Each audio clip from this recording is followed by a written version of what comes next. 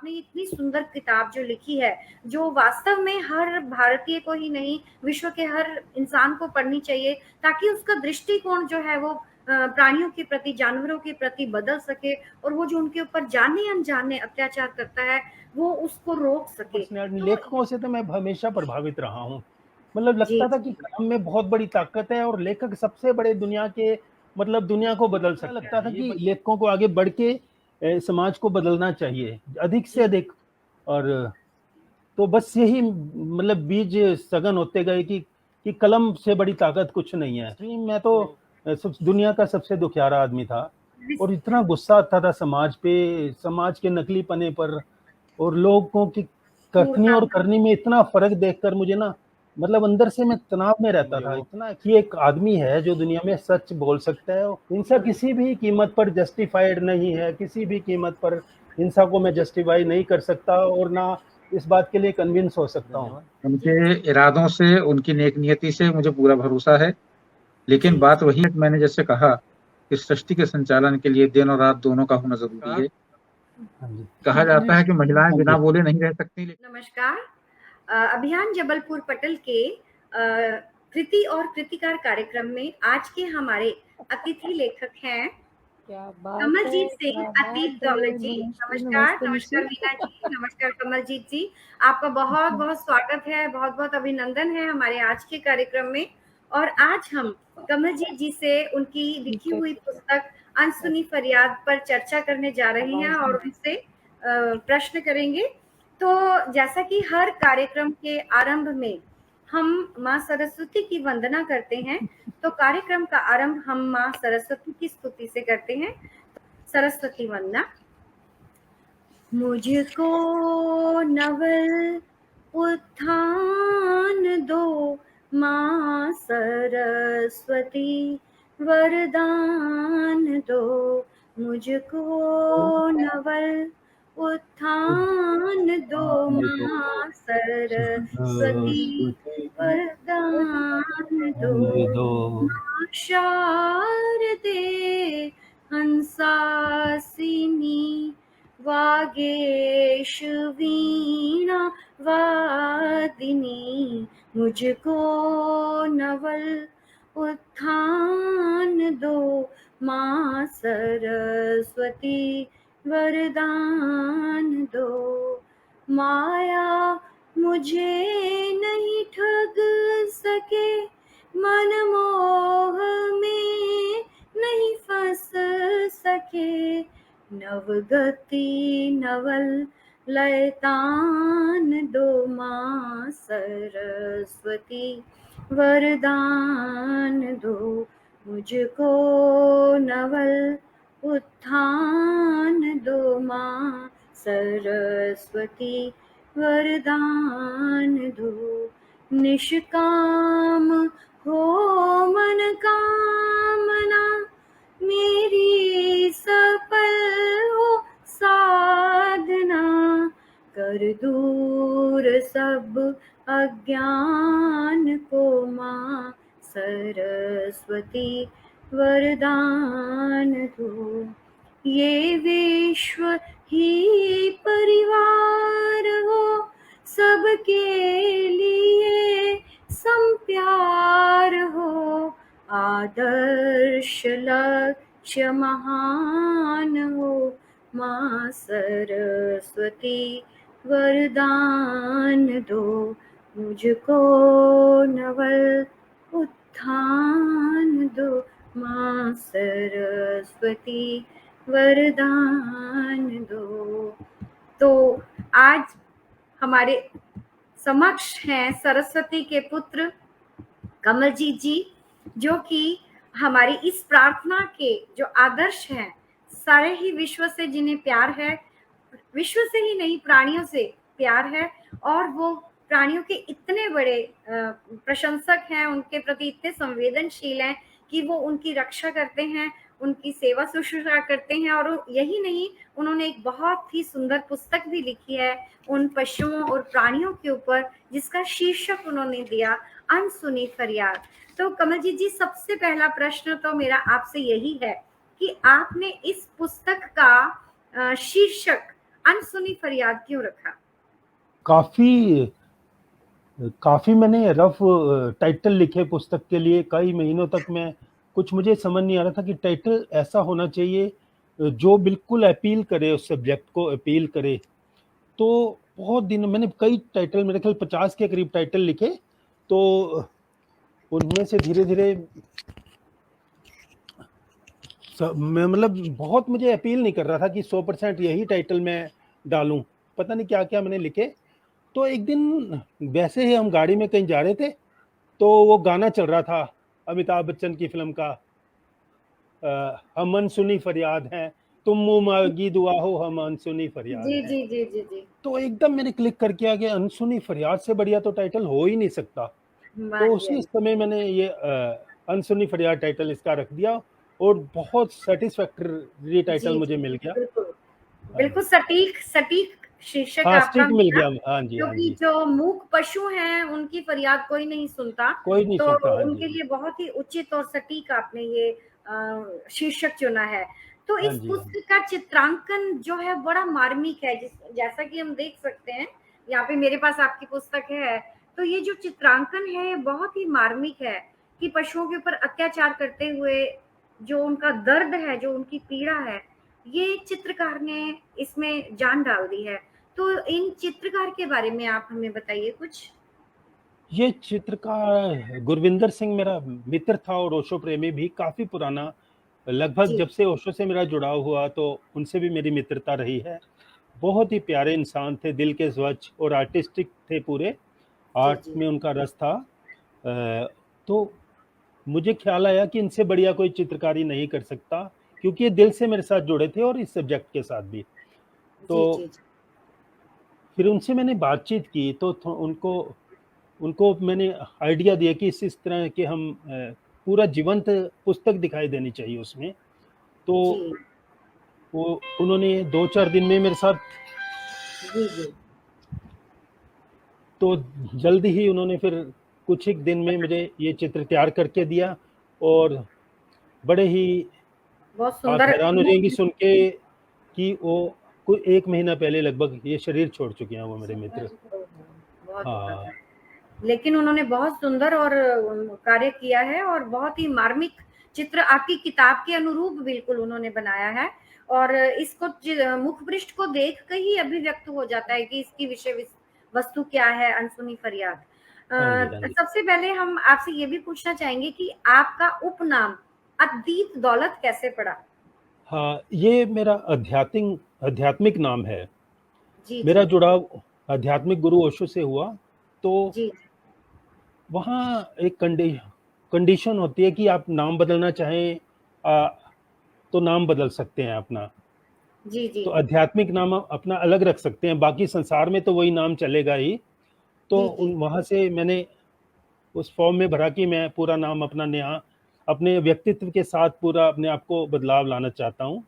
तो वहाँ मुझे अतीत दौलत नाम मिला, और इसका अर्थ जो लिखा हुआ था, गोइंग बियॉन्ड मनी, यानी धन के पार जाने वाला व्यक्ति। तो मुझे जी बड़ा सूटेबल ये लगा। और फिर मैंने देखा ऐसा पूरे वर्ल्ड में किसी का ये नाम ही नहीं, तो फिर मैंने जी इसको उपनाम की तरह यूज करना शुरू कर दिया। जी जी।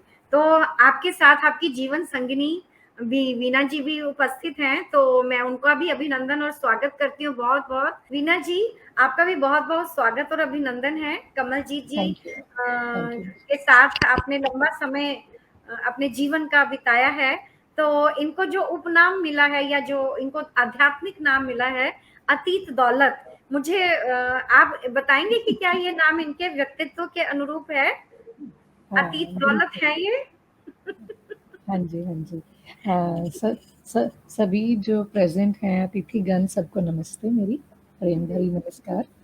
और हाँ, ये बिल्कुल ऐसे ही है, बियॉन्ड मनी, जी जी बिल्कुल ऐसे ही है।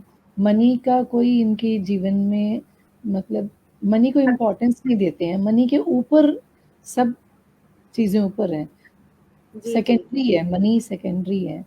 और जी बाकी रिलेशंस हैं, कुछ भी है, उनके प्राणी हैं, दूसरे प्राणी हैं, हर जी चीज़ मतलब मनी के पार है। कुछ भी जी अपने पास चाहे ना भी हो, या कम भी हो, जितना होगा उसमें से चाहे सारा ही खर्च करना पड़ जाए दूसरों पे, अपने प्राणी जीव जंतुओं पे, ये कर आएंगे। और मनी के हिसाब से नहीं सोचते कि नहीं थोड़ा बचा लूं, या कल क्या होगा, या आज कैसे चलेगा, नहीं। जी कमल जी, आप कैमरा थोड़ा सा मैम की तरफ कर दीजिए, क्योंकि वो वंदना गुप्ता जी जुड़ी हुई है, वो कह रही है हमें मैम पूरी नहीं दिखाई दे रही हैं। तो वीना मैम, तो जिस तरह से आप भी ओशो से जुड़े हुए हैं, आध्यात्मिक जगत से इनके साथ जुड़े हुए हैं, तो मुझे लगता है कि शायद अब आपके अंदर वो परिपक्वता आ गई है कि जहां आप भी ये समझने लगे हैं कि धन को उतना अधिक महत्व नहीं दिया जाना चाहिए। अन्यथा आज की दुनिया में तो धन ही भगवान हो गया है, धन ही सब कुछ हो गया है। तो जैसे इनका पढ़ने लिखने में इतनी रुचि है और धन की तरफ अधिक रुझान इनका नहीं है, तो क्या कभी आपको झुंझुलाहट हुई या कभी आपकी बहस हुई इस विषय को लेकर? देखो बहुत बार ऐसे ही होता है, जीवन तो ऐसा ही है कि आपको पैसा तो चाहिए ही, है ना। जी, पैसे के बिना तो लाइक कुछ भी नहीं चलता, खाना, है ना, हर चीज कुछ भी करना है आपको तो जीवन में पैसा भी होना चाहिए, है ना। तो लेकिन ये इनको इतना भरोसा भगवान पे कि तू ऐसी चिंता करती है, वो हमारी चिंता लिए बैठा है, वो सब करेगा, तू पता नहीं क्यों इतना सोचती है। हाँ, मैं शुरू से ही बड़ा सोचती थी कि कैसे चलेगा, ये तो बिल्कुल ध्यान ही नहीं देते हैं, एजुकेशन कैसे होएगी, शादी कैसे होएगी, है ना, बड़ा अगर कुछ हायर एजुकेशन के लिए सोचे, कुछ भी सोचे, रिलेशंस निभाने हैं तो भी, है ना, तो ऐसा कैसे चलेगा। तो ये हर चीज लेखकों की पत्नियों का सबका ये होता है। तो ये हर चीज में यही कि नहीं वो कर रहा है और उसी ने करना है और हमारा बहुत अच्छा होएगा, मुझे पता है। विश्वास, और मैं बहुत विश्वास, इतना विश्वास शायद मुझे नहीं होता था, मैं अपने आप को बीच में ले आती होती थी। पर सच में मैंने भी नोट करा है, मैंने भी जीवन में देखा है कि करने वाला तो वही है। बिल्कुल वही विश्वास को आप भी जी रहे हैं उनके साथ, और ये बहुत बड़ी बात है। और सबसे बड़ी बात ये है कि आपने ये जो पुस्तक लिखी है, ये भी आपने कोई व्यावसायिक दृष्टिकोण से या धन कमाने या लाभ की विचार से नहीं लिखी है, बल्कि आपने एक मानव होने के नाते, संवेदनशील लेखक होने के नाते, पशु प्रेमी होने के नाते आपने इतनी सुंदर किताब जो लिखी है, जो वास्तव में हर भारतीय को ही नहीं, विश्व के हर इंसान को पढ़नी चाहिए, ताकि उसका दृष्टिकोण जो है वो प्राणियों के प्रति, जानवरों के प्रति बदल सके, और वो जो उनके ऊपर जाने अनजाने अत्याचार करता है वो उसको रोक सके। तो यह एक तरह की एक अनोखी पुस्तक है। और आपसे मैं यही पूछना चाहती थी कि आपको लिखने की प्रेरणा जो है वो बचपन में ही मिल गई थी, रुचि थी, आप शायद मैंने पढ़ा है 7वीं कक्षा से ही आपने अपने कुत्ते शेरू के बारे में लिखना शुरू कर दिया था, तो उसके ऊपर तो आपको कुछ याद है, आपने उस कुत्ते के बारे में क्यों लिखने के लिए प्रेरित हुए और क्या लिखा आपने उसके बारे में? पूरा याद ही नहीं, पूरी कहानी डेट वाइज मेरी लिखी हुई मेरे पास संग्रहित है। हाँ, तो वो एक शेरू कोई हमारा पालतू कुत्ता नहीं था, मैंने कभी भी पेट एज किसी एनिमल को मैंने पालतू नहीं रखा आज तक। आवारा कुत्ता था, वो हमारे घर के आसपास आने लगता था, मैं उसकी ध्यान रखता था, उसकी चोट लगी या कुछ भी तो घर पे ऐसे मतलब घर के सदस्यों की तरह ही बन गया, घर के आसपास ही वो मंडराता रहता था। तो उसकी पूरी डेट वाइज मैंने कहानी लिखी, आज भी संग्रहित है, उसका नाम हमने शेरू रख दिया था। और एक बार मेरी बहन इरिटेट होकर उस मतलब कि ये बहुत ज्यादा मतलब हमारे चिपट रहे, तो अपने कॉलेज के साथ ले गई थी, वो लक्ष्मीबाई कॉलेज में पढ़ती थी, तो वो काफी दूर छोड़ आई। वो घर पहुंचने से पहले वो दोबारा वहीं बैठा हुआ था घर के हमारे आसपास। जी जी, ये सच्चे वफादार होते हैं, प्रेम करने वाले। हाँ बहुत, वो मतलब वो हमें, उसने हमें नहीं छोड़ा जब तक जीवित रहा, उसकी मृत्यु तक की कहानी मैंने डेट वाइज में लिखता रहा, पूरी डेट वाइज। 1977 में ये घटना घटी थी, तो पूरी मेरे पास अभी आज भी संग्रहित है, अभी मैं अलमारी में कहीं रखी है, तो कभी मैं, नहीं तो मैं आपको दिखाता जरूर वो। अभी उसको भी प्रकाशित करवाइएगा। और यानी ये जो अनसुनी फरियाद किताब है, इसको लिखने के बीज आपके उस 7वीं कक्षा वाले विद्यार्थी में हाँ पड़ जी, चुके हाँ हैं। जी। हाँ जी, हाँ जी। वो असल में मैं जुल्म जानवरों पे होते हुए जुल्म अक्सर देखता था और बड़ा दुःख ये होता था कि लोग मूक दर्शक बने रहते थे। जी, मतलब जी, कुछ जी। कोई क्रिया प्रतिक्रिया तो हो, कोई किसी को मतलब देख के अनदेखा करके मैंने ऐसे मतलब मुझे लगता था इंसान है भी ये क्या? करने वाला तो गलत कर रहा है ना? अभी करने जी, पर उसके खिलाफ कोई बोल नहीं रहा। अब एक बार मुझे याद है हम स्कूल बस में जाते थे, तो एक फाटक होता था शक्तिनगर का, जी। तो वहाँ पे एक टांगे पहले बड़े चलते थे, हम बस में होते थे, हाँ, तो एक टांगे वाला ने बहुत सवारियाँ बिठा रखी थी, डबल से भी काफ़ी ज़्यादा, तो वो जी। उसको मार ही जा रहा था। वो इतना मतलब घोड़ा बेहोश होके गिर गया, फाटक के सामने ही। तब उसको उठाने के लिए वो डंडे मारता रहा, काफ़ी देर कोड़े बरसाता रहा, मतलब कोई भी नहीं बोला, कोई किसी सवारी ने नहीं बोला कि हम चलो उतर जाते हैं, सवारी कम हो जाए। उधर जाना है। नहीं, फिर अल्टीमेटली काफ़ी देर जब क्योंकि बस खड़ी हुई थी, मैं ये दृश्य देख रहा था और मेरे अंदर साहस नहीं था कि बोलूँ मैं उस हाँ, उम्र बच्चे में। थे तब आप। हाँ जी, हाँ हाँ जी, जी। हाँ जी, पर मुझे दुःख ये था कि कोई बोलने वाला नहीं। फिर नहीं। मेरे अंदर ये बड़ी लेखकों से मैं बड़ा प्रभावित था। किसी नेता ने आज तक मुझे प्रभावित नहीं किया। किसी और पर्सनैलिटी लेखकों से तो मैं हमेशा प्रभावित रहा हूँ। मतलब जी, लगता था कि जी। कलम में बहुत बड़ी ताकत है और लेखक सबसे बड़े दुनिया के मतलब दुनिया को बदल सकते हैं। ये बचपन में मुझे बिल्कुल। ऐसा लगता था। और जी, जी, जी। तो फिर मैं लिखना वो चीज़ों का लिखना शुरू कर दिया कि उन चीज़ों को, उन तो मतलब इंसिडेंट्स को। आपको पढ़ने का भी फिर चस्का रहा होगा, खूब पढ़ा होगा हाँ, आपने मैं लेखकों को? फिलोसॉफ़िकल चीज़ें मैं बहुत पढ़ता था और जीवन को बदलने के लिए फिलोसॉफ़िकल और जीवनियाँ बहुत पढ़ता था मैं। सभी जी, जी, संतों महात्माओं की या कुछ भी मिल जाए, चाहे वो जी, विवेकानंद हो, चाहे अरविंद हों, जी, जी, नानक हों और काफ़ी और भी सामाजिक बिल्कुल। अच्छाइयों के बारे हाँ, में मैं पढ़ता था कि क्या-क्या सुधार समाज में होना चाहिए, हैं? और जो सिर्फ़ दिखाई नहीं देता, जी, जातिवाद जी। खत्म होना चाहिए, हैं? हैं, वो समाज की बुराइयों के बारे में हाँ, सोचते थे। समाजवादियों को मुझे बड़ा लगता था कि लेखकों को आगे बढ़ के समाज को बदलना चाहिए, अधिक से जी, अधिक। और तो बस यही मतलब बीज सघन होते गए कि कलम से बड़ी ताकत कुछ नहीं है। तो बिल्कुल। फिर इसीलिए मैं लिखता गया और मेरे अंदर मतलब वो अ, भाषा में सौंदर्य नहीं आ पा रहा था। काफ़ी सालों तक मैं रफ़ लिखता रहा, हज़ारों पेज मेरे इकट्ठे अभी भी पड़े हैं। मतलब काफ़ी सारे पेज मैं रफ़ लिख लेता था। जी, जी। जो भी सब्जेक्ट लिखता मैं रफ़ लिखता रहता था, उसमें फिर जो भी आया फिर उसको मैं ब्यूटीफाई करता रहा, लेसन बनाता रहा। उसमें मुझे जी, बहुत सालों साल लगे।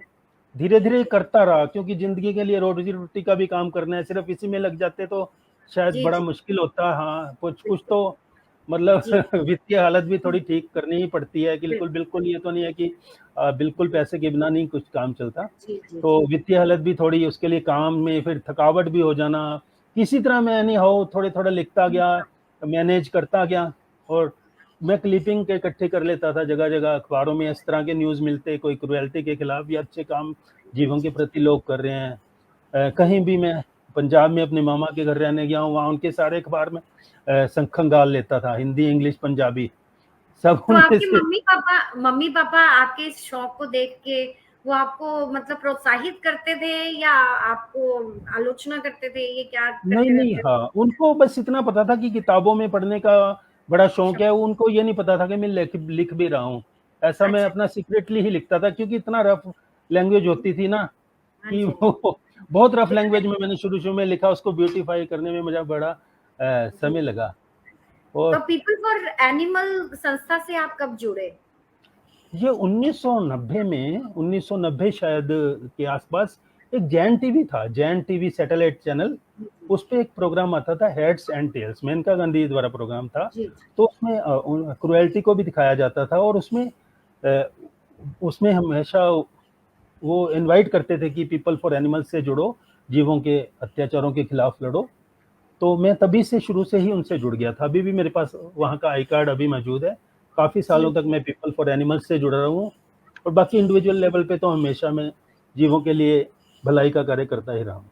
तो मतलब इस संस्था में यही सब गतिविधियाँ होती हैं? मतलब इन सभी जानवरों के बारे में ध्यान हाँ रखना हाँ, हो। काफी लोग ऐसा, हाँ, इससे जुड़े हैं काफी। हाँ जी, हाँ जी, हाँ जी, हाँ जी। तो काफी बड़ी ये ऑर्गेनाइजेशन है ये। हाँ जी, हाँ जी। तो मैं ये पूछना चाहती थी कि आपने अन्य पत्र-पत्रिकाओं में भी काफ़ी लिखा है और मुझे याद है आपने ओशो विशेषांक एक निकला था और हाँ उसका जी, आपने वो संपादन भी किया था जिसमें मैंने भी एक लेख भेजा था। तो हाँ जी, हाँ जी। ओशो जी, ओशो से आप कब जुड़े और उनका आपके व्यक्तित्व और आपके जीवन पर क्या प्रभाव पड़ा? हाँ, ओशो से भी मैं 1990 में जुड़ा। मैं काफ़ी विचारशील व्यक्ति अंदर से रहा, बाहर से तो मैं बड़ा शांत किस्म का व्यक्ति मस्त रहा हूँ। मस्त मस्त मतलब राम, मस्त राम।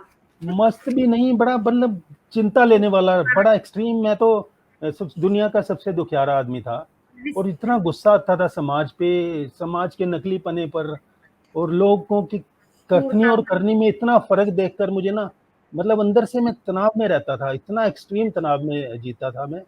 शायद 1990 तक मैं बहुत बुरे अंदर से, मतलब ओवर बेचैन, विचारशील।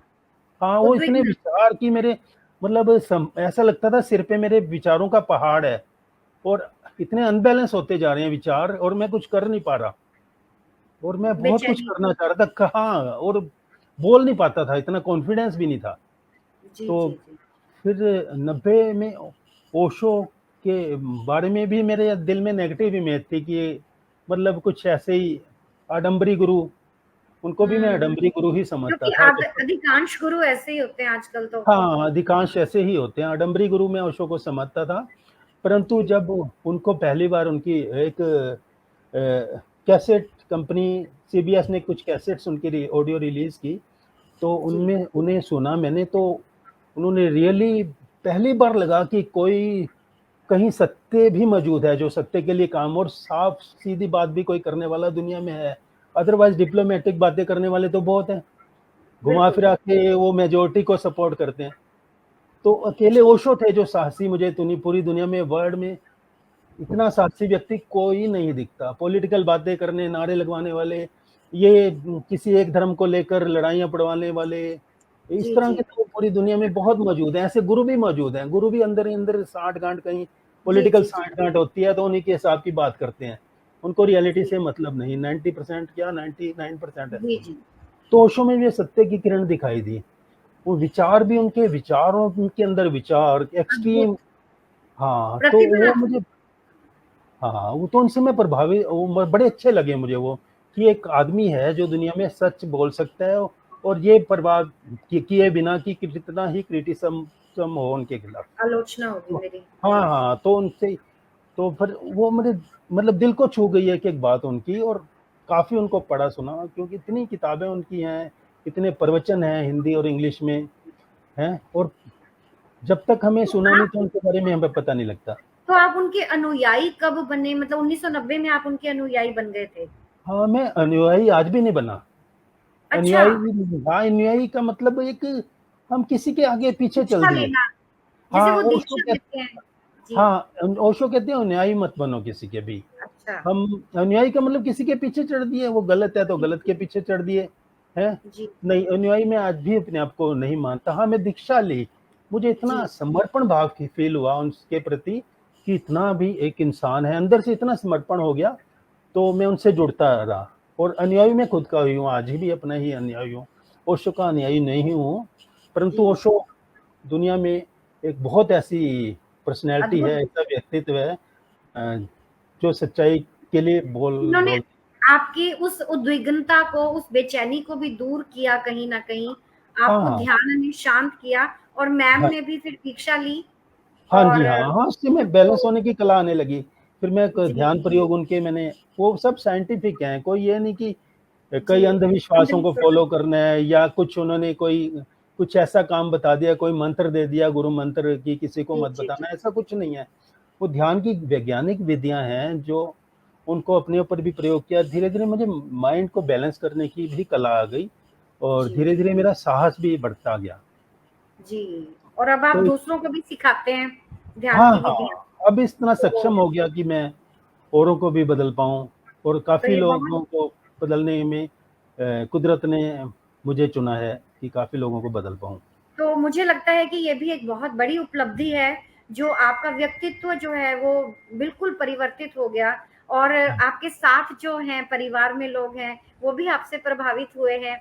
और हम सामने देख ही रहे हैं, मैम जो हैं वो भी कितनी बड़ी प्रशंसिका हैं ओशो की, और दीक्षित हैं वो भी। और मतलब इस तरह से हम देखते हैं कि अगर परिवार में एक इंसान, आचार्य जी आ गए हैं। आचार्य जी आपका बहुत बहुत स्वागत है। मैं जानती हूँ आजकल आप बहुत व्यस्त हैं। कमल जी नमस्कार। नमस्कार जी, आपका बहुत बहुत नमस्कार, आपका नाम है। तो आज हम कमल कांत जी से उनकी पुस्तक पर चर्चा करें, और कमलजीत सिंह, हाँ। जी जी, और ये बिल्कुल ओशो से अवश्य करिए, कमल जी भी मेरे हाथ में है। हाँ, thank you sir, thank you बहुत। और ये अपने आप में अनोखी पुस्तक है, अनोखी पुस्तक है, जो कि पशुओं पर होने वाले अत्याचार को बहुत ही मार्मिकता से इन्होंने बताया है।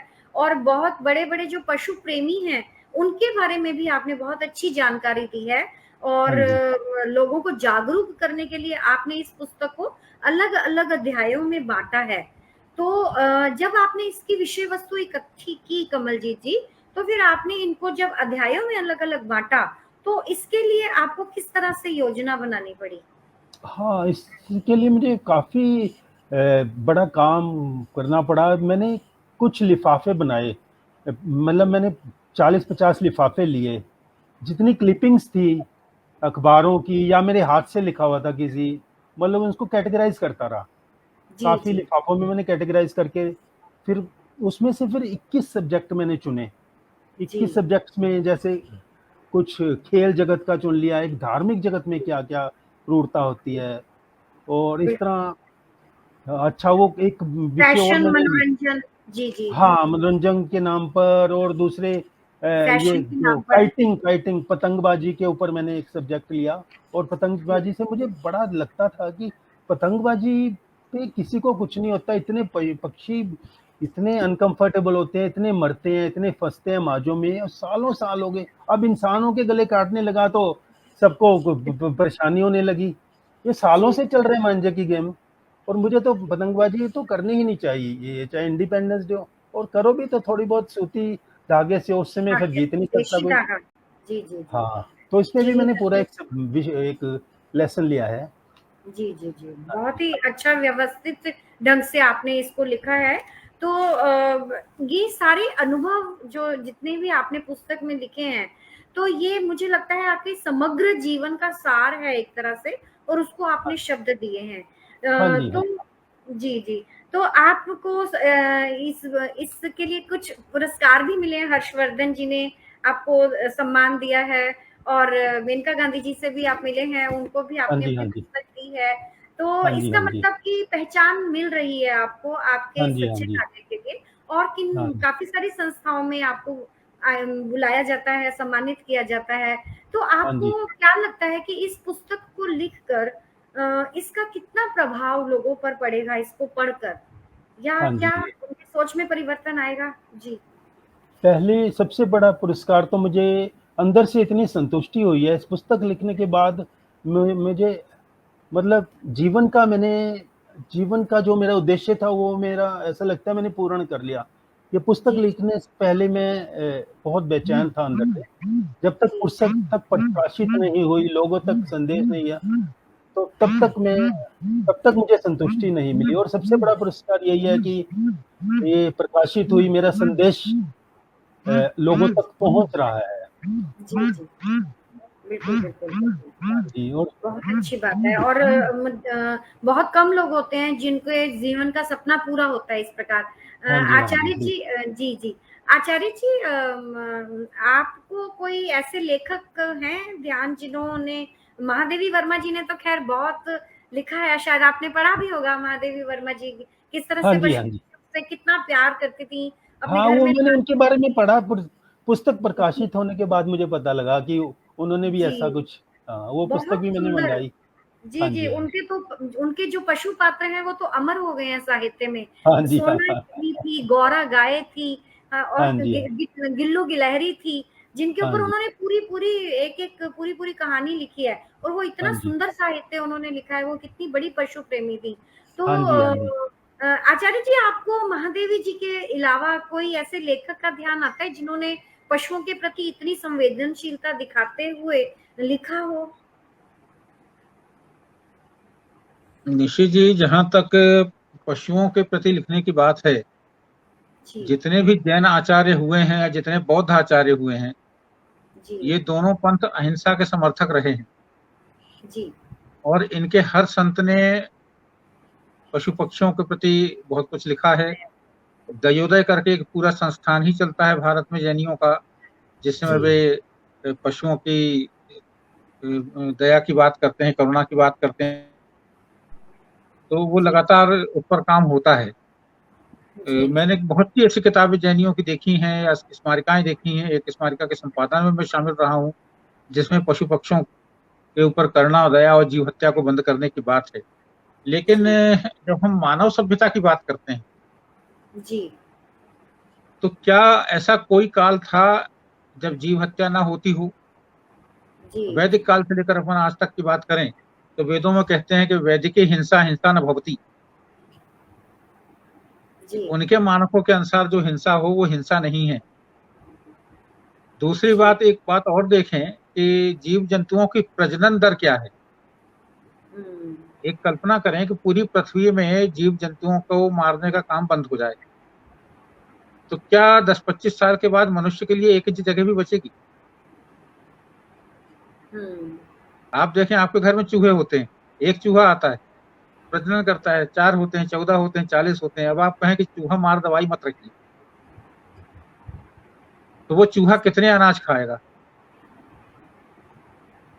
लेकिन प्राकृतिक संतुलन भी अपने आप होता है। कमल जी, आप इसका जवाब दीजिए। हाँ, मैं जवाब दे रहा हूँ। असल में ज्यादा से ज्यादा प्रजनन दर इतनी उतनी है या नहीं। जैसे बकरे पैदा किए जाते हैं, मुर्गे पैदा किए जाते हैं हजारों की तादाद में मनुष्य का पेट भरने के लिए। हालांकि मांस मनुष्य का भोजन है ही नहीं, ना साइंटिफिक रूप से ना एथिक रूप से, परंतु हजारों की तादाद में जानवर पैदा किए जाते हैं और चूहे भी हजारों की तादाद में पैदा किए जाते हैं वैज्ञानिक प्रयोगों के लिए। उनकी इतनी उत्पत्ति नहीं है। और मैं आपको प्रैक्टिकल बात बताऊं, इसमें मैंने चैप्टर भी लिया है, चूहों के ऊपर भी लिया है और जनसंख्या के ऊपर भी लिया है, जानवरों की जनसंख्या बढ़ती है ऊपर, तो कुदरत अपने आप बैलेंस कर लेती है। अच्छा, तो चूहों, आज भी तक मैंने एक भी चूहा नहीं मारा जिंदगी में, ना चूहों को जहर दिया।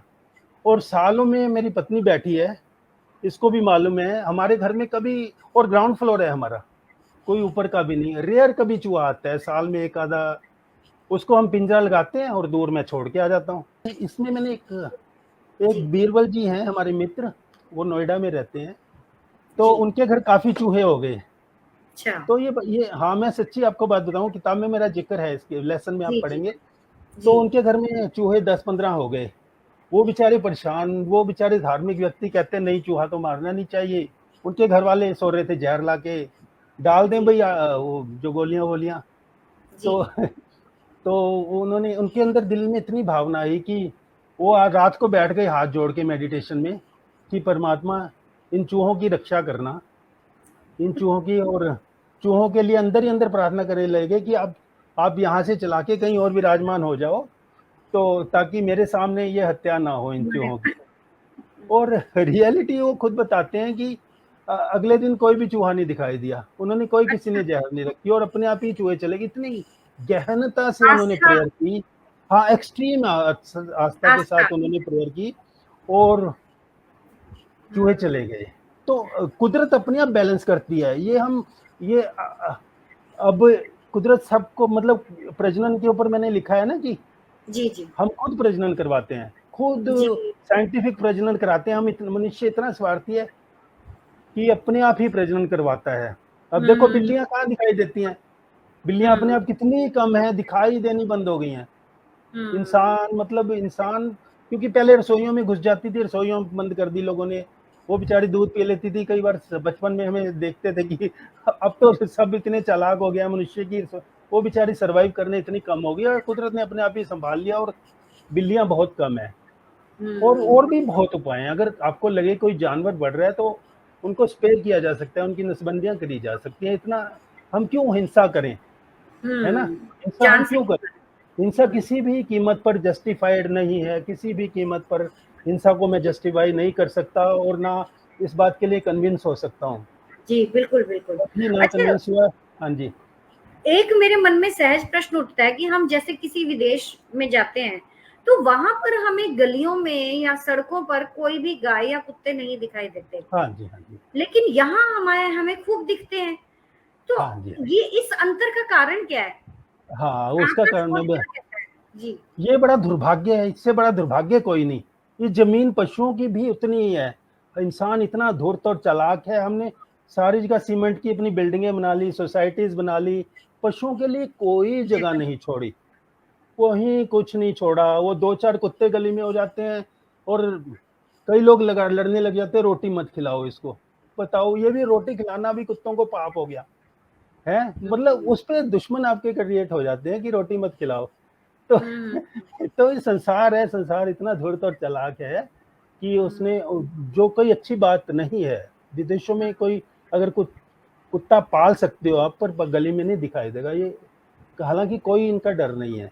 कुत्ता जब तक भूखा नहीं है वो काटेगा नहीं कभी भी नहीं किसी भी सर, वहां पर ऐसी क्या व्यवस्था है कि वहां पर मतलब पशु दिखता ही नहीं है? वो सिस्टम बना दिया उन्होंने कि पशुओं को बाहर वो मार गली में देते नहीं? होंगे या, हाँ जी, मार देते होंगे। जैसे पहले यहाँ भी मारते उनको बहुत मना थे, नहीं यहाँ पे करते? मैंने खुद देखा हुआ है। कॉर्पोरेशन की गाड़ियां सर पटक पटक के उनके मारती थी, चिमटों में उठा उठा के। निगम की गाड़ी आती थी, उसमें फेंका जाता था जिंदा कुत्तों को, एक के ऊपर एक सर फाड़ के। एक वफादार दार जानवर के साथ इस तरह बर्ताव इंसान ने किया है। तो ये अच्छी बात है कि जीव आसपास हमारे दिखाई दें। और जहां तक गाय का सवाल है, गाय स्वार्थ के कारण उनको इतना दोहन किया जाता है, इतना दोहन किया जाता है और बार गलियों बार। में कूड़ा करने के लिए भेज देते हैं, छोड़ हाँ, देते हैं। कूड़ा, ये, हाँ, ये दुर्भाग्यपूर्ण है। उनको बहुत गलत है। व्यवस्थित ढंग से रखा जाए, है ना। वो जी कूड़ा जी जी। खाती है, वैसे वो लोग कहते हैं जी गाय हमारी माता है। वो नेता भी इकट्ठा हो जाते हैं और लोग भी इकट्ठा हो जाते हैं हाथ डालने और थाली से पूजा करने, है। तो जी जी। रियलिटी में गाय की पर क्या दुर्गति हमारे जाने, भारत गलत में ही है। काफी हम है ना। देखते हैं बेचारी गाय घूमती रहती है गलियों में ही, ये उनका बहुत प्रसव दुर्भाग्य हो है। जाता है और फिर बाद में वो आते हैं, उनको उठा के लेके जाते हैं। अगर वो पाल रहे हैं तो उन्हें ढंग से पालें, इस तरह से हाँ जी, तो ढंग से पाली, हाँ गलत जी। ही है। तो वो, मेरे दामाद ने बताई ये बात, कहते हैं कि वो हम एक बार उनके विदेशी मित्र आए हुए थे और वो घूमते हुए जा रहे थे तो उन्हें रास्ते में गाय दिखी, तो उसे लगा कि गाय तो ऐसे ही घूम रही है। तो उसने कहा क्या ये फ्री मीट है, गाय जो ऐसे घूम रही है? इसका मतलब विदेशों में कोई भी ऐसे आवारा कुत्ता या गाय घूमता हुआ दिख जाता है तो वो उसको खा जाते होंगे। हाँ, यही ये बिल्कुल सही जीव बात है। का ये, हाल है। हाँ, ये जी अगर नहीं दिखाए, हाँ, यही है। वो अपने ढंग से क्रूर हैं, तो इंडियन अपने ढंग से क्रूर हैं। ऐसा नहीं है कि इंडियन क्रूर नहीं है जीवों के हम्म। लिए, पर इंडिया एक पहल कर सकता है कि इस क्रूरता को पूरी तरह हम खत्म कर सकें, क्योंकि जी पूरे दुनिया में सबसे बड़ा शाकाहारी देश इंडिया है।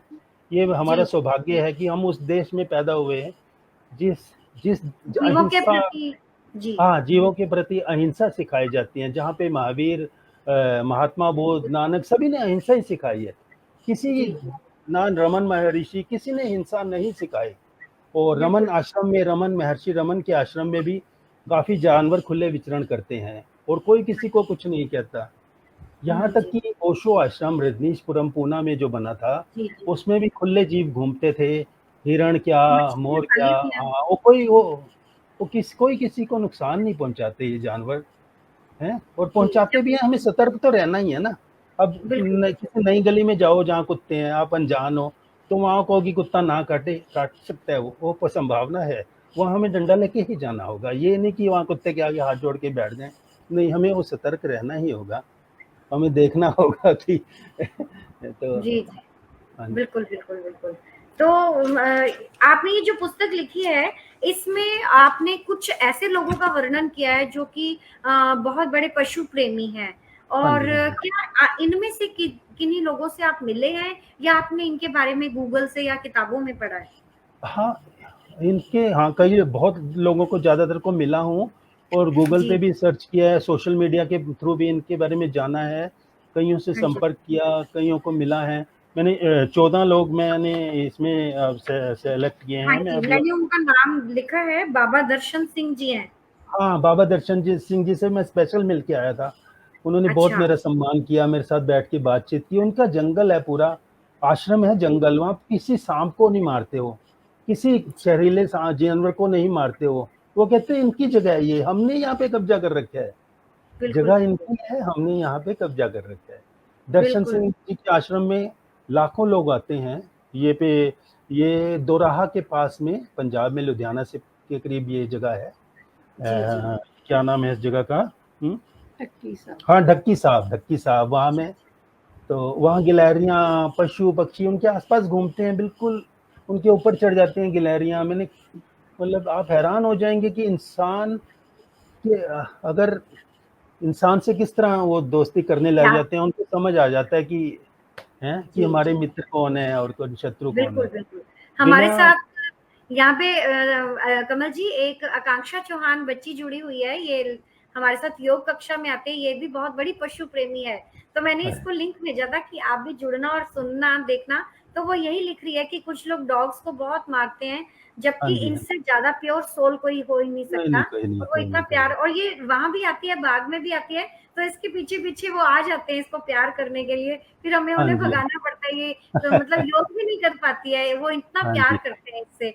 हाँ तो जी, हाँ वंदना जी, गुप्ता जी भी हमारे साथ जुड़ी हुई हैं, और वो भी बहुत प्यारी इंसान है, मित्र हाँ हैं जी, हमारी, और पशु प्रेमी हैं। तो ऐसे प्यारे लोगों से जुड़ करके, मिल करके लगता है कि दुनिया जीने लायक है। तो हाँ जी, हाँ जी। यदि वंदना जी या आकांक्षा जी कुछ और पूछना चाहें, कोई प्रश्न पूछना चाहें, तो उनका भी स्वागत है। तो वो कह रही हैं, आकांक्षा बता रही है कि रोशनारा बाग में भी काफ़ी डॉग्स बीमार हैं, अगर आप उनकी हेल्प कर सकते हैं तो प्लीज़ कुछ कीजिए। तो हाँ जी, वो हाँ। आपको बता रही है। तो मैं ठीक है, हाँ जी, आपको ज़रूर। एक कॉन्टैक्ट नंबर दूँगी, आप ज़रूर बात हाँ, कीजिए ज़रूर मेरे प्रयास मैं करूँगा। कोई आस-पास के लोग हैं या मैं हेल्प जितनी कर पाऊँगा, तो शक्तिनगर की ज़रूर इस तरफ पे से। ऊपर हम काम करेंगे। बिल्कुल, बिल्कुल, बिल्कुल। तो ये जो कविता सिंह जी हैं या श्याम साधु हैं, प्रतिमा देवी हैं, बॉब एंड जीन हैं, इन सब के बारे में आपने लिखा है। हाँ जी, तो हाँ ये जी। जी, ये प्रकाश आमटे जो बाबा आमटे के पुत्र हैं, जिनको आनंदवन इनका जो आश्रम है, तो क्या हाँ जी, आपको हाँ। वहाँ जाने का अवसर मिला, कभी गए आप?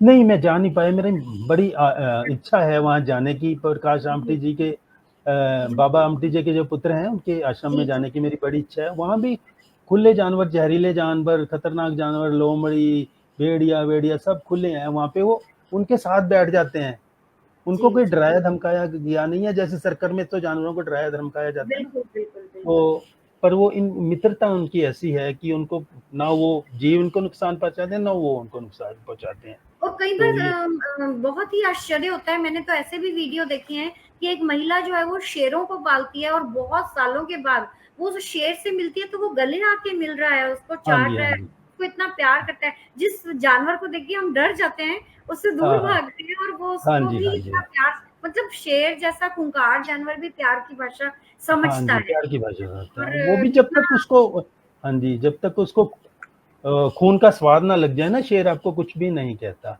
ये साइंस हुँ। है ये तो इसकी। जी, जी, जी, जी, वैज्ञानिक तथ्य है।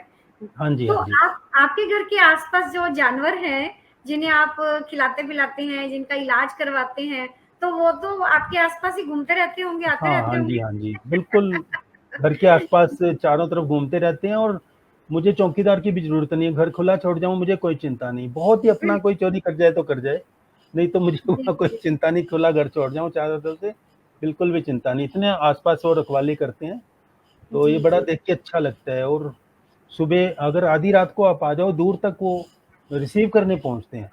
बिल्कुल, रियली ऐसा हाँ, रिसीव करने पहुँचते हैं। काफ़ी दूर निस्वार्थ से उनको प्यार। पता लग जाता है। हाँ जी, जी, बहुत जी। निस्वार्थ रूप तो से। तो आपके लेखन और पशु प्रेम को लेकर आपके परिवार में क्या प्रतिक्रिया होती है?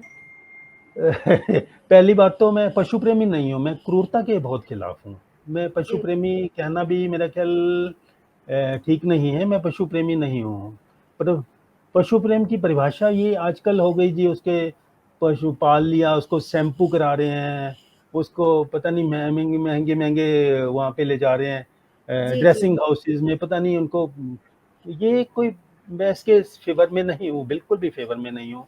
ऐसा पशु प्रेम के हाँ, क्रूरता के मैं बहुत खिलाफ हूँ। हमें जी, क्रूर जी। नहीं बनना। अब पशु बिल्कुल। प्रेमी क्या है, कई लोग स्वार्थवश कोई कुत्ता पाल लिया, कोई बिल्ली पाल ली, सेल्फिश मोटिव के लिए, कईयों ने टाइम पास करने के लिए पाल लिया। ये कोई मतलब अपना डिप्रेशन दूर करने के लिए भी लोग कुत्ता तो अच्छा है, ये पशु के लिए अच्छा है, मैं नहीं कहता गलत है, पर मैं ऐसा वाला पशु प्रेमी नहीं हूँ बिल्कुल भी।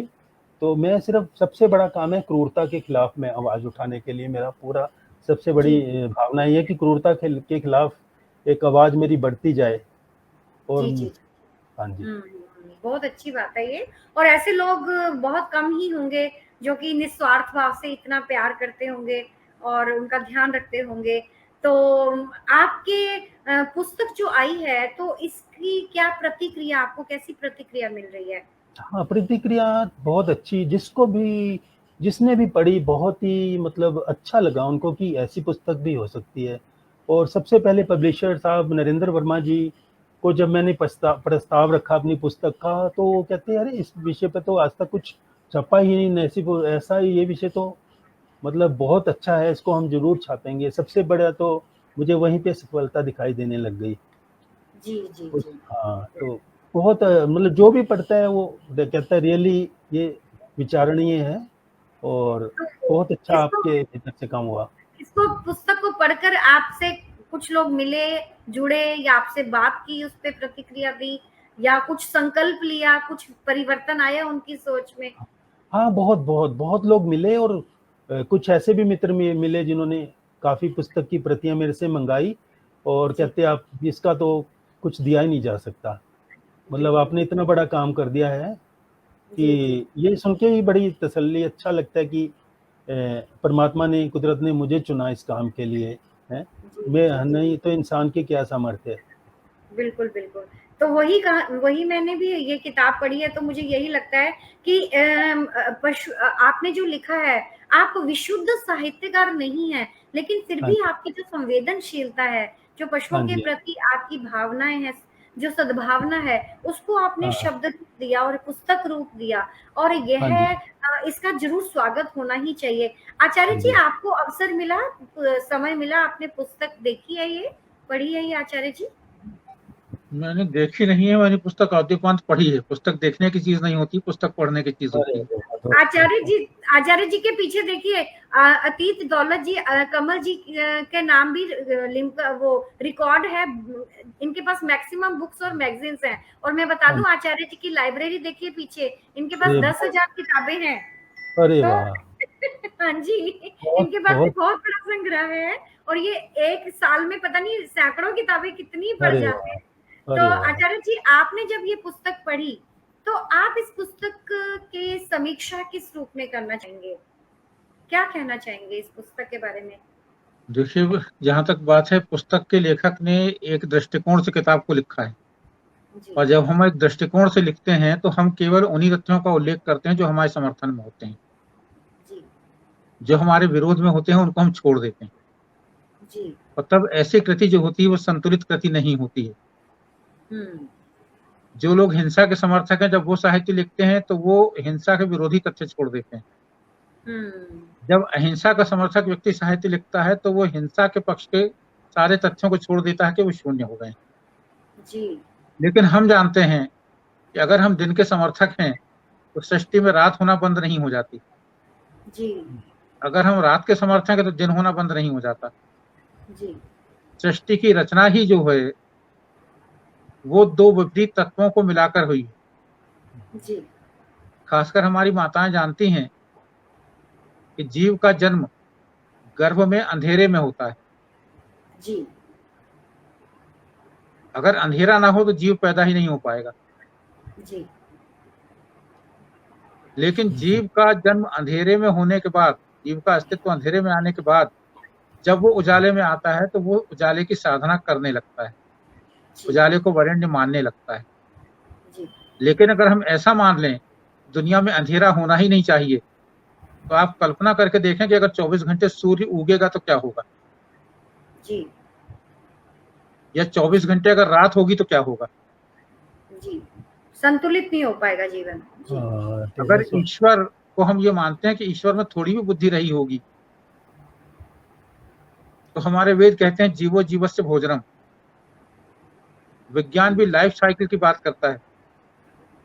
एक जीव है, उसको दूसरा खाता है, दूसरे को तीसरा खाता है, तीसरे को चौथा खाता है, और ये क्रम जो है फिर पहले जीव के जन्म में आ जाता है। अगर वो लाइफ सर्कल ना हो, लाइफ साइकिल ना हो, तो सृष्टि का संचालन मुश्किल हो जाएगा।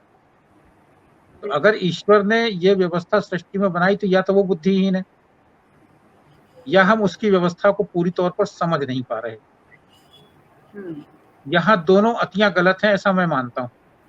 मैं शाकाहारी हूँ, मेरे बच्चे शाकाहारी हैं, लेकिन अगर मैं बंगाल में जाकर सबसे कह दूं कि सारे लोग मछली खाना छोड़ दो, तो क्या कल बंगाल में भुखमरी नहीं हो जाएगी?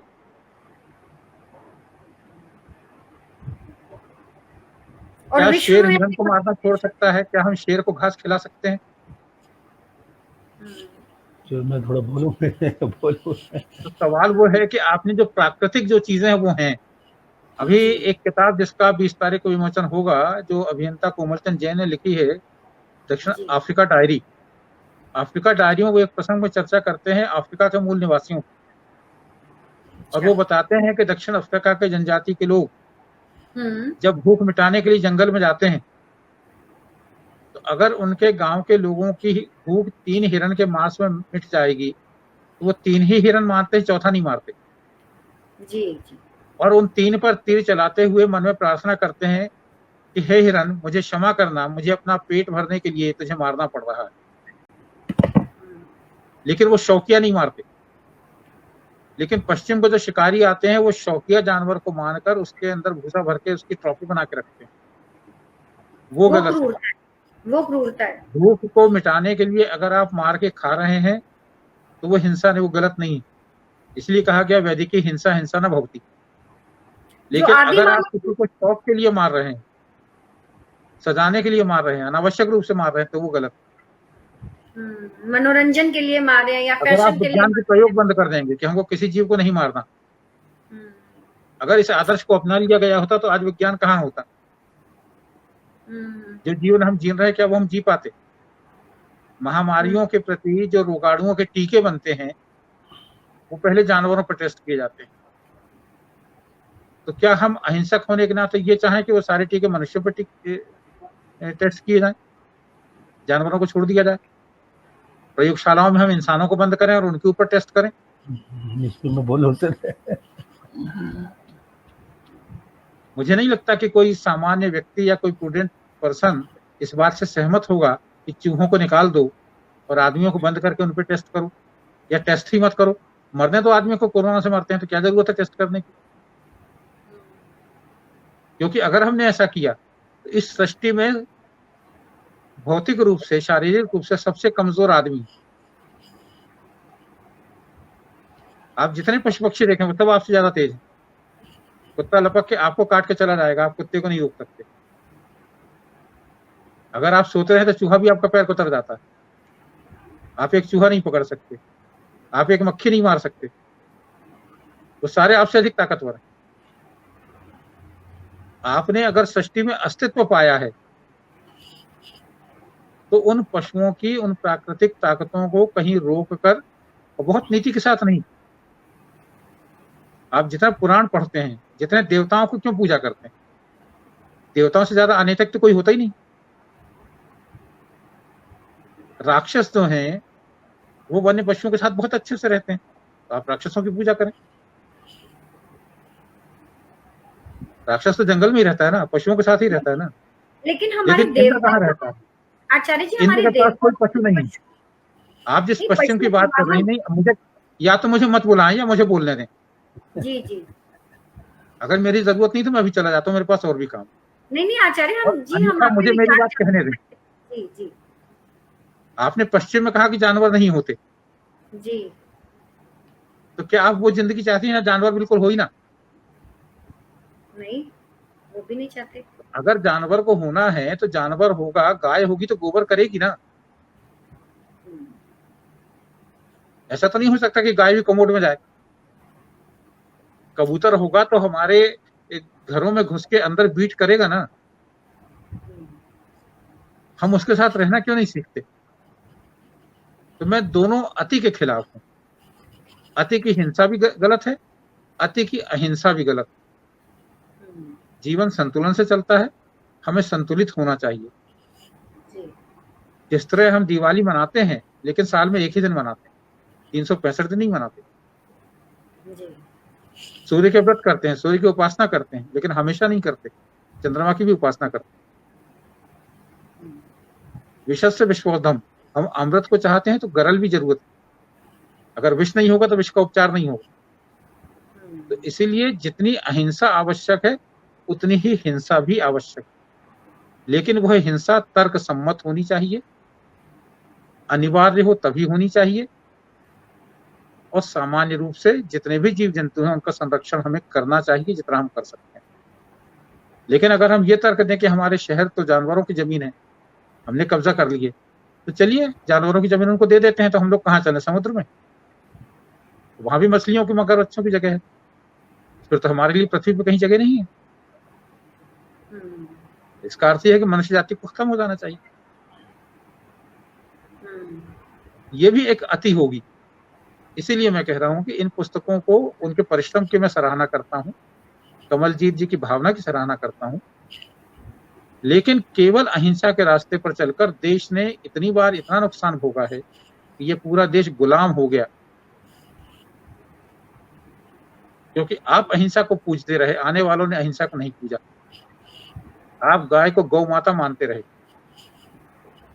यवनों ने क्या किया, उन्होंने गाय के एक झुंड को आगे कर लिया, आपने अपने धनुष बाण नहीं चलाया कि गौ माता मर जाएगी, उन्होंने आप पे आक्रमण करके जीत लिया, कमजोर होते हुए आपको जीत लिया। क्या हम सीमा के प्रहरी को यह कहें कि तुम अहिंसा करो, शत्रु के सैनिक को आ जाने तो काय को मारते हो? अहिंसा का ये रूप स्वीकार्य नहीं है। तो हमें दोनों बातों को देखकर संतुलित दृष्टि से बात करनी होगी। जीव बचे, जीवों की रक्षा हो, लेकिन जीव इतने न बढ़ जाए कि मनुष्य के लिए खतरनाक हो जाए। हमको मनुष्य के रहने के क्षेत्र भी सुरक्षित करने होंगे, जीवों के रहने के भी क्षेत्र सुरक्षित करने होंगे। जीवों को चिड़ियाघरों में रखकर हम उनका भला नहीं कर रहे, जीवों को जंगलों में छोड़ दीजिए। और अगर मनुष्य को देखने जाना है तो मनुष्य एक पिंजरे में जाए। दक्षिण अफ्रीका में मैंने देखा है, ट्रकों को बहुत बड़े बड़े लोहे के पिंजरों में ढाक देते हैं कि आप सुरक्षित रहें, और आप चले जाएं ऊपर से, वहां से कहीं शेर झपटता है, कहीं चीता झपटता है, लेकिन आपकी गाड़ी सुरक्षित है, आप बचे, वो अंदर तक नहीं आ पाते। आप देखते रहिए उनको चिड़ियाघर में लाके पिंजरे में रखकर आप क्या देते हैं? जीवन चल नहीं सकता, फिर नहीं सकता, उछल नहीं सकता, कूद नहीं सकता, शिकार नहीं कर सकता। अगर वो शिकार नहीं करेगा तो जिएगा कैसे? आप उसको लटका लटका के मांस के टुकड़े खिलाएंगे, मर जाते हैं वहां पे। उनको उनका प्राकृतिक जीवन जीने दीजिए। आप अपने क्षेत्र तय कर लीजिए, वहां आप अपना प्राकृतिक जीवन जिए, वहां उनको मत आने दीजिए। तो चाहे प्राणी हो, जानवर हो, जीव जंतु हो, उनके लिए हर एक की प्रकृति में जगह है, लेकिन कोई किसी का रिप्लेसमेंट नहीं है।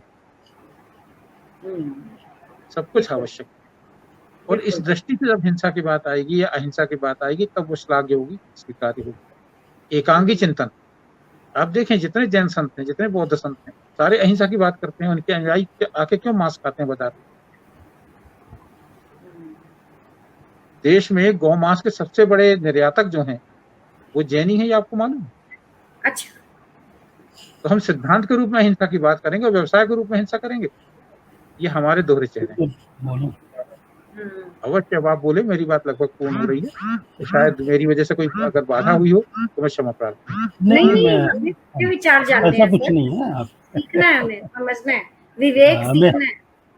बोलिए कमल जी, बोलिए आप। हाँ जी। मैं कुछ चीजें ना साथ ही साथ में जवाब देना चाह रहा था, क्योंकि बहुत सारी चीजें फिर छूट जाती हैं। मैं बहुत, मेरे दिल से इनके लिए आदर है, ऐसा नहीं है, परंतु जो चीज मैंने बहुत ही संतुलित लिखा है, मैंने ये नहीं कहा कि अपराधियों को मत मारें, ठीक है, और हर चीज, जैसे हिंसा का समर्थन हम क्या इंसान के साथ कर सकते हैं? आसपास आपके पड़ोस में किसी का बलात्कार हो जाए या मर्डर कर दे, हैं, तो हम चुप बैठे रहें? हिंसा का समर्थन हमें कभी भी नहीं कर सकते। हम करते हैं हिंसा का समर्थन जब जीवों के साथ हो रही होती है ना। और जहां तक आपकी कह रहे हो जीव विज्ञान की बात कर रहे हैं, 90% प्रयोग विफल होते हैं, हजारों लाखों जानवरों के ऊपर प्रयोग किए जाते हैं। उसका सारा ऑथेंटिक मैंने इसमें लिखा हुआ है, पूरा चैप्टर है। सर ने जो भी बात कही उसके ऊपर पूरा डिटेल्ड मैंने इसमें हर चीज का उत्तर मिलेगा इसका, आप डिटेल में पढ़ लीजिए। और दूसरे जहाँ तक कह रहे हैं साइंटिफिक प्रयोग, उसके लिए क्या हम किसी बुरे से बुरे अपराधी को भी के ऊपर भी साइंटिफिक प्रयोग नहीं करते, जिसके कारण लाखों लाखों लोग मर जाते हैं, जो लोग बम छोड़ते हैं, पता नहीं क्या क्या बुरे काम करते हैं, उनको भी बड़े मान के साथ फांसी दी जाती है, और मेरा ख्याल बहुत कम को उनके ऊपर क्या प्रयोग नहीं हमें करने चाहिए, और ज़्यादा सफल नहीं होंगे क्या? इतने बुरे लोग जितना काम बुरा कर रहे हैं लोग, और क्या उनके ऊपर प्रयोग नहीं होने चाहिए? बताइए। हिंसा को किसी भी तरह से समर्थन नहीं दिया सकता। मैं नहीं कहता कि अहिंसा, सारे अहिंसक तो हो ही नहीं सकते, हम अपने लेवल पे क्यों ना अहिंसक हो जाएं, अपने लेवल पे क्यों ना हम सबको इस मिशन को बढ़ाएं। सर ने कहा कि जैनी है, जैनी कोई एक भी मैंने लिस्ट चेक की है, ये एक र्यूमर फैला हुआ है कि जितने कत्ल खाने हैं उनके मालिक जैनी है, एक भी जैनी नहीं है। हाँ, हिंदू हैं, जैनी एक भी नहीं है, एक भी जैनी। मैंने पूरी लिस्ट चेक किया इंटरनेट से कई बार, और उसमें काम करने वाले मुस्लिम्स लोग हैं, और जबकि ओनर्स हिंदू हैं 90% के, जैनी एक भी नहीं है। मैं ढूंढता रहा जैनी है, क्योंकि एक नहीं कई लोगों ने मुझे बोला एक भी जैन संप्रदाय का आदमी किसी स्लॉटर हाउस का मालिक नहीं है। सर से मेरी रिक्वेस्ट है कि एक भी मुझे बता दें, एक भी बता दें जैन जी। तो आचार्य जी का कहने का अभिप्राय यही है कि हमें एक संतुलित और दृष्टिकोण रखना चाहिए, और हमें विवेक के साथ ही जो चीजें हैं उनको देखना चाहिए, क्योंकि दिन के साथ रात भी है, अहिंसा के साथ हिंसा भी है, तो हमें इन सबको साथ लेकर चलना होगा, और उसका तर्कपूर्ण एक तर्क होना चाहिए उस हिंसा का। तो आकांक्षा जी तो आकांक्षा कह रही है इंसानों पे हम नहीं कर सकते साइंटिफिक रिसर्च, बट बेजुबानों पे करते हैं, क्योंकि वो अपने लिए कुछ बोल नहीं सकते। तो ठीक है, मनुष्य के पास बुद्धि है, मनुष्य जो है वो इसीलिए उनका प्रयोग करता है, और कहीं ना कहीं जो हमारा लाइफ साइकिल है उसके लिए भी एक प्राणी दूसरे को खा रहा है, इसी से संतुलन भी है। यदि वो भी अहिंसा, उनकी वो स्वाभाविक प्रवृत्ति है, वो प्रकृति की तरफ से हिंसक है। शेर जो है वो हिरण को खाएगा ही तभी वो अपना पेट भर सकता है।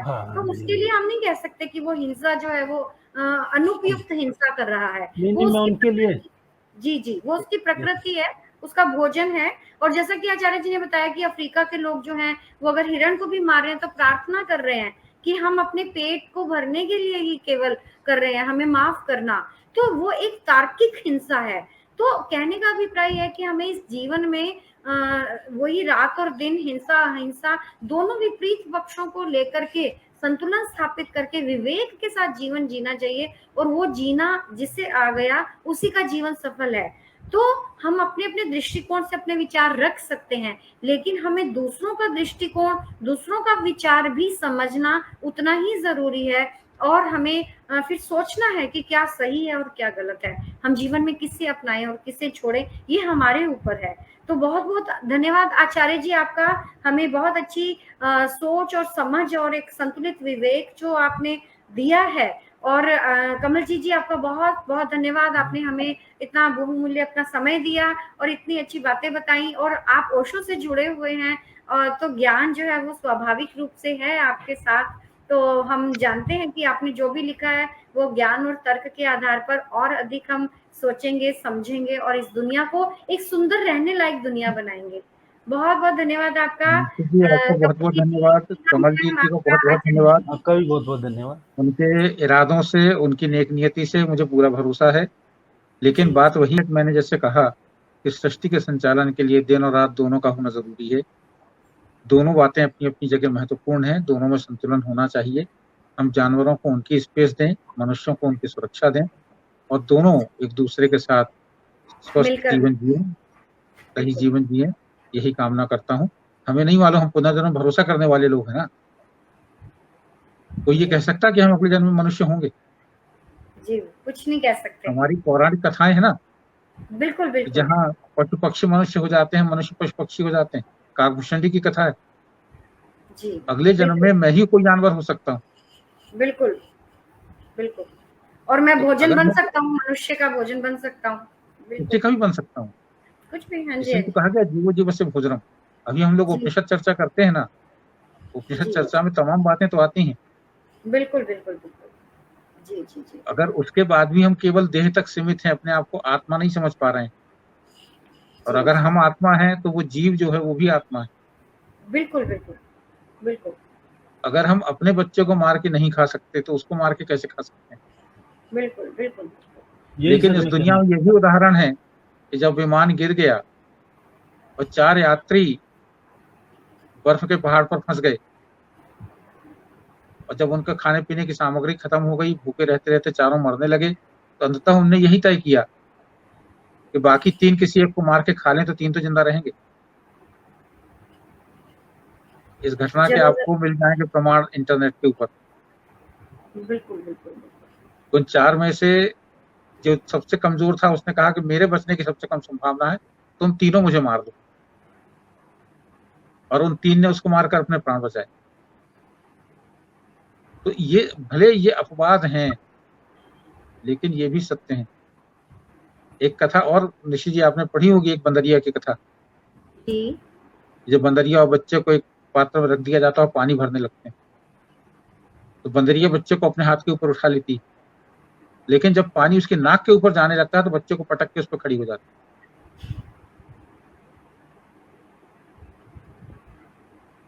तो सबसे बड़ी बात वही है कि अंत में आपको अपने प्राण से ज्यादा प्यारा कोई नहीं होता। सारे आदर्श वहां तिरोहित होने लगते हैं जब आपके अपने प्राण छूटने लगते हैं। बिल्कुल। एक मिनट, कोई सर मजबूरी हो तो एक अलग बात है, अगर मजबूर ही हो तो नहीं, प्लीज मेरी भी बात सुने। मजबूरी हो तो देखो, मजबूरी में तो आपके ऊपर कोई शेर ने अटैक कर दिया तो उसको मारना ही इलाज है, क्योंकि हमारे पास ताकत अगर बचने की है, वो एक अलग उसको इस चीज से मत बिल्कुल भी मिलाइए। मजबूरी तो बहुत अलग बात है। अब मेरे पे बिच्छू काटने लगे तो बिच्छू को पकड़ के मारना ही होगा, है ना, वो मजबूरी है ना, या फिर नहीं खुद को। और साइकिल फूड चेन की जो बात है, साइंटिफिक रूप से वैज्ञानिक दृष्टिकोण से इंसान फूड चेन में नहीं आता। इंसान खुद को ऑफर करेगा कि शेर के आगे कि शेर का मैं भोजन होना, कभी भी नहीं करेगा, क्यों? हमारे पास बुद्धि है, संवेदनशीलता है। वो संवेदनशीलता क्या हम सिर्फ अपने लिए, हम जीवों के प्रति नहीं। रात है तो अंधेरा भी है, ये अलग बात है। क्या हिंसा होगी, हो ही रही है, परंतु हम अपने लेवल पे तो ऐसा विचारधारा ना फैलाएं, अपने लेवल पे हिंसा को ना फैलाएं, अपने लेवल पे हमें अहिंसा को ही प्रसार करना है। एक बहुत बड़ी मजबूरी, एक अलग बात है। जी जी जी। कोई मुझे ज्यादा कुछ कह गया हूं तो सर मुझे क्षमा करना, आप मेरे लिए बहुत आदरणीय हैं और बहुत आदरणीय है। आचार्य जी भी यही कह रहे हैं कि जो वो भी यही कह रहे हैं कि हमें भी हर जीव को उसके रहने का हक देना है, और हमें वो जो फूड साइकिल है, प्रकृति का जो नियम है, वो तो चल ही रहा है, वो तो जी वो फूड साइकिल चल रहा है, उसमें हमारा काम ही नहीं है, उसमें मेरा रोल नहीं है फूड साइकिल में। और आपका ये कहना है कि हमें जो अतिरिक्त क्रूरता हम कर रहे हैं अपने, हाँ जी, जितना हो उसके हम क्रूरता से बच पाए, जितना हो उसके अपने लेवल पे हम क्रूरता से बच पाए और इस संदेश को फैला पाए। मेरी ये भावना है, मेरी भावना हम सबकी यही है।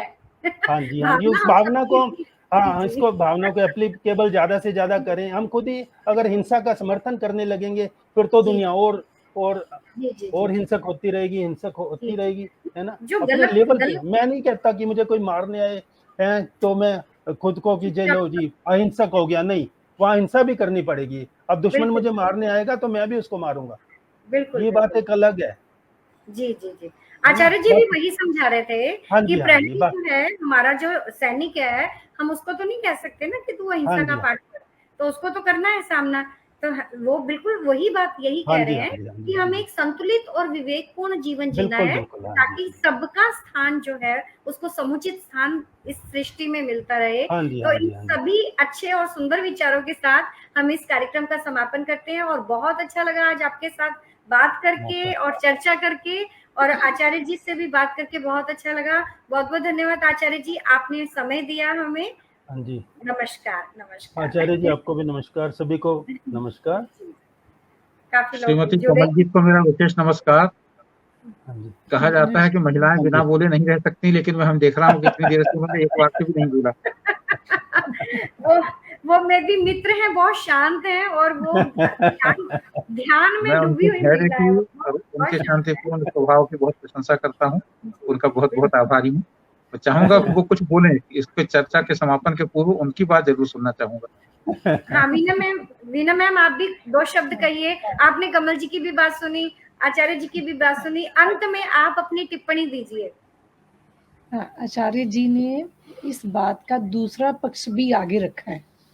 ऐसा नहीं है कि वो इनकी बातों से असहमत है, सहमति है, लेकिन जो दूसरा पक्ष है, दूसरी तरफ को भी उन्होंने इंगित करा है कि वो भी साइड हमें नजरअंदाज नहीं करनी चाहिए। मुझे लगता है कि अपनी बुक में या जो भी लेसन लिखा है उसमें थोड़ा दूसरी साइड का भी थोड़ा सा ऐड किया करते हैं तो शायद और संतुलित बुक बनेगी, जैसे कि आचार्य जी ने समझाया। जी, मेरा यही निवेदन था, आपने उसको सही अर्थों में ग्रहण किया। बहुत बहुत धन्यवाद। हाँ जी, बहुत बहुत धन्यवाद। तो बहुत बढ़िया, बहुत शुभकामनाएं कमल जी आपको अपनी पुस्तक के लिए, और हम चाहेंगे कि इसके और भी एडिशंस आए, आप इसको और बढ़िया अगली एडिशन में और संतुलित करके बहुत बढ़िया और लिखें, और आप खूब सफलता प्राप्त करें। आपकी जो सद्भावनाएं हैं वो पूरे विश्व में फैले। बहुत बहुत धन्यवाद आपका। नमस्कार। और जितने भी दर्शक हमारे साथ जुड़े हुए हैं, संतोष दीदी, वसुधा जी, आकांक्षा, संतोष, सभी का बहुत बहुत धन्यवाद करती हूँ मैं। आप सब जुड़े, अपना समय दिया आपने, और इस अनुसुनी फरियाद को आप जरूर खरीदिए, पढ़िए। अमेज़न पर भी ये पुस्तक उपलब्ध है, तो आप जो भी चाहें इस पुस्तक को ले सकते हैं और पढ़ सकते हैं। बहुत बहुत धन्यवाद आपका।